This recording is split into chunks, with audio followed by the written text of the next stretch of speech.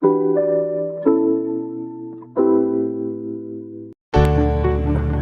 mungkin mengira bahwa peradaban masa lalu hanya memiliki teknologi yang terbelakang, tetapi fakta menunjukkan bahwa mereka sudah mampu membuat alat yang begitu canggih, lebih dari apa yang pernah kita bayangkan.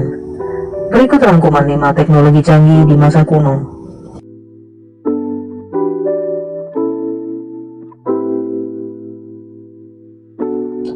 Seperti cerita fantasi tentang penemuan harta karun, sepertinya penemuan arkeologi yang satu ini adalah salah satu yang paling memukau para ahli. Penemuan alat canggih dari masa 2000 tahun yang lalu yang diyakini merupakan cikal bakal komputer analog pertama di dunia. Sebuah artefak perunggu ditemukan pada tahun 1901 di reruntuhan kapal kargo Yunani yang berusia setidaknya 2000 tahun. Bangkai kapal kargo yang berusia ribuan tahun tempat penemuan alat tersebut ditemukan di lepas pantai Antikythera, sebuah pulau antara Peloponnesos dan Kreta Yunani. Artefak tersebut berbentuk melingkar dengan setidaknya 30 roda gigi saling bertautan dan ukiran yang kompleks di dalam kotak kayu yang kemudian disebut mekanisme Antikythera. Roda-roda gigi besar itu mirip dengan jam mekanik di zaman sekarang. Struktur alat tersebut sangat rumit.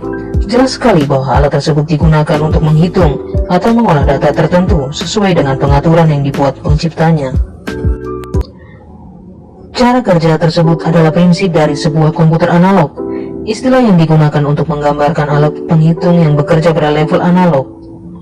Komputer berdasarkan data yang diolah diketahui terbagi menjadi 3, yaitu analog, digital, dan juga hybrid. Tidak ada hal lain seperti ini yang pernah ditemukan dari zaman kuno. Tidak ada yang secanggih atau bahkan sedekat ini muncul lagi selama lebih dari 1000 tahun. Alat yang awalnya diduga sebagai alat navigasi di masa lalu itu kemudian terungkap setelah diteliti lebih lanjut dan direkonstruksi ulang bahwa alat itu adalah perangkat menghitung kalender astronomi yang sangat rumit.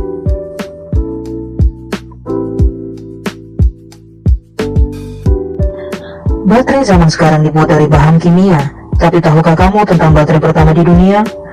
Baterai pertama kali ditemukan di Baghdad, Irak. Baterai pertama disebut Parthia baterai, yang berwujud seperti artefak yang mirip dengan vas bunga. Baterai tersebut ditemukan sekitar 2000 tahun sebelum zaman modern. Kemudian pada tahun 1938, seorang arkeolog bernama Wilhelm Koenig meneliti artefak yang ditemukan.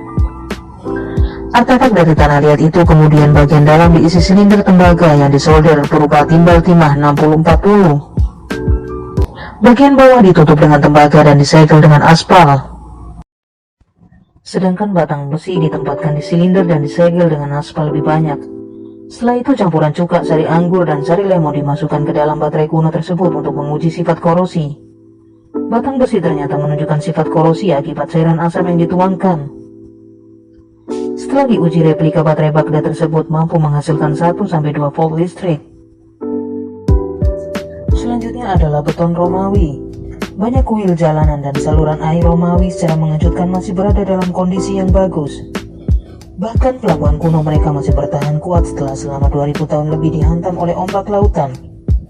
Beton Romawi usianya setua Romawi kuno itu sendiri. Beton inilah adalah jenis semen paling kuat yang pernah ada. Resepnya termasuk abu vulkanis yang mencegah keretakan di dalam materialnya. Inilah bahan dasar pembangunan Pantheon, kubah beton terbesar yang masih bertahan utuh di dunia.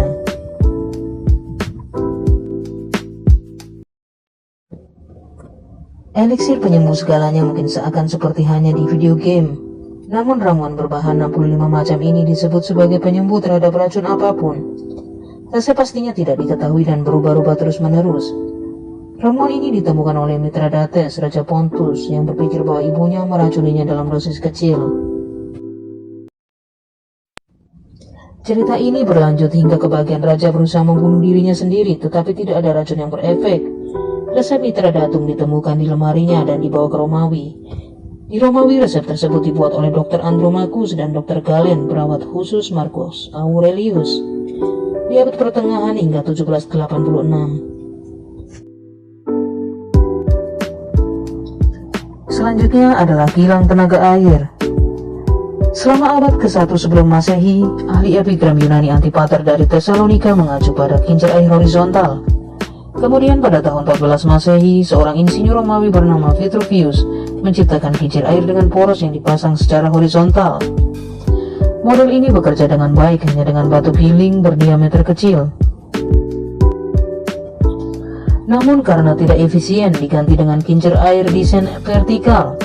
Kedua roda air menggunakan tenaga air untuk menggerakkan proses mekanis melalui dayung yang dipasang di sekitar roda. Kekuatan air menggerakkan dayung dan memutar roda. Poros roda mentransmisikan putaran konsekuen roda ini ke mesin. Kilang tenaga air bergaya Romawi menggunakan mekanisme roda gigi dan lebih rumit. Namun mereka berhasil digunakan untuk tujuan pertanian, pertambangan, dan konstruksi. Demikianlah kumpulan teknologi di masa lalu yang melebihi zamannya.